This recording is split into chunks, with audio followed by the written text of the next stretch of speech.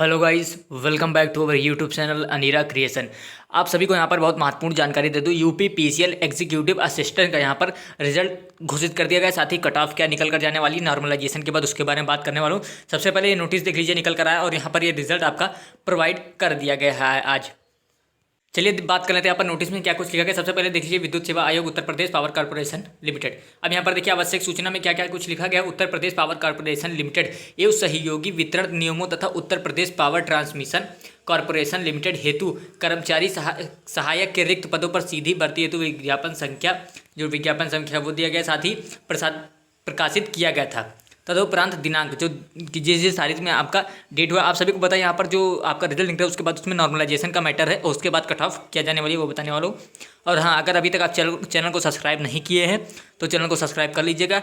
आपको ऐसी update UP PCL से रिलेटेड हर अपडेट लगातार यहाँ से मिलती रहेगी। साथ ही स्किल टेस्ट होने वाला उसकी भी अपडेट आपको यहाँ से लगातार प्रोवाइड की जाएगी। तो चलिए देखिए आगे क्या लिखा है। यहाँ पर कहा गया है 21, 22, 23, 24, 25 साथ ही 28, 29 एवं 30 नवंबर 2022 को संपन्न ऑनलाइन परीक्षा यानी सीबीटी के विरुद्ध अभ्यर्थियों के द्वारा प्राप्त आपत्तियों के विषय पर विशेषज्ञ जांच और सभी पालियों के प्रश्न पत्र एवं को नॉर्मलाइजेशन के उपरांत ऑनलाइन सीबीटी के द्वितीय भाग के अंकित और श्रेष्ठता के आधार पर परीक्षा हेतु शॉर्टलिस्ट के अनुक्रम यानी जो शॉर्टलिस्ट किया गया है कैंडिडेट उनका यहाँ पर नीचे जो रोल नंबर के हिसाब से जिनका ज़्यादा नंबर है उनका पहले, और ये देख सकते हैं आप जिनका पहले ज़्यादा है उनका पहले, फिर उसके बाद ऐसे करके यहाँ पर छात्रों का यहाँ पर पूरा लगभग 20 पन्नों का ये PDF है यहाँ पर दिया गया है। देख सकते हैं आप लगातार जैसे सभी का यहाँ पर बारी बारी करके रोल नंबर दिया हुआ है। अगर आप में से किसी का है तो आप लोग के लिए यहाँ पर ढेर सारी शुभकामनाएं। अगर किसी का नहीं है तो फिर नेक्स्ट डे ट्राई करना। वैसे बहुत लोगों का इसमें नहीं भी हो। अब चलिए नॉर्मलाइजेशन क्या मैटर है। आप सभी को पता है नॉर्मलाइजेशन के चक्कर में यहाँ पर कुछ नंबर घटे भी हैं। आप सभी में से किसी के घटे भी होंगे नंबर और किसी के बड़े भी होंगे। मुझे तो नॉर्मलाइजेशन का मैटर ही नहीं समझ में आता है। वैसे आप लोग कमेंट जरूर करिएगा आपको नॉर्मलाइजेशन का मैटर समझ में आता है या सही है आपके हिसाब से नॉर्मलाइजेशन या फिर नहीं सही है। चलिए वो सब बात तो अलग की बातें हैं। हम यहाँ पर बात करते हैं नॉर्मलाइजेशन के बाद आपकी कट ऑफ क्या जाने वाली है। चलिए कट ऑफ के बारे में कैटेगरी वाइज आपको जानकारी दे देता हूँ। यहाँ पर मैं थोड़ा आपको कट ऑफ के बारे में जानकारी दे देता हूँ क्योंकि आप सभी को पता है नॉर्मलाइजेशन का मैटर था तो कट ऑफ थोड़ा ऊपर नीचे रहने वाला। सबसे पहले अगर मैं जर्नल की बात करूं, आप सभी को पता है किसी का किसी शिफ्ट में यहाँ पर कम नंबर था फिर भी उनका यहाँ पर सिलेक्शन हो चुका है, किसी का यहाँ पर ज़्यादा नंबर था फिर भी यहाँ पर सिलेक्शन नहीं हुआ है। अब यहाँ पर अगर मैं एक एवरेज निकालूँ दोनों लोगों का तो यहाँ पर मान लीजिए 128 + 2 या फिर माइनस। अब इन दोनों इसके आसपास अगर आप जनरल कैटेगरी के छात्र हैं तो आपका हो जाएगा, या फिर आपने खुद देखा होगा आपका हो गया होगा या फिर आपका नहीं हुआ होगा इसके आसपास, क्योंकि यहाँ पर इससे कम के नंबर है उनके छात्रों का यहाँ पर हो भी चुका है और इससे जो ज़्यादा छात्र हैं उनका यहाँ पर नहीं भी हुआ है। तो यही नॉर्मलाइजेशन का मैटर है। यहाँ पर ± 128 से लगभग 130 यहाँ पर जाइए और ऊपर नीचे लगभग 2 से 1-2 नंबर ऊपर नीचे, ये नहीं कि 5 नंबर 1-2 नंबर ऊपर नीचे यहाँ पर रहने वाला ये है final cut off skill test के लिए। अब मैं बात करूँ अगली जो कैटेगरी है आपकी OBC। अब मैं OBC की थोड़ी यहाँ पर जानकारी दे दूँ आपको। OBC की यहाँ पर अगर आप मान के चलें, क्योंकि आप सभी को पता है OBC में भी आपने अगर OBC के तो हमारे कैंडिडेट बहुत ज़्यादा होते हैं। OBC में आप सभी ने देखा होगा 125 ± 2।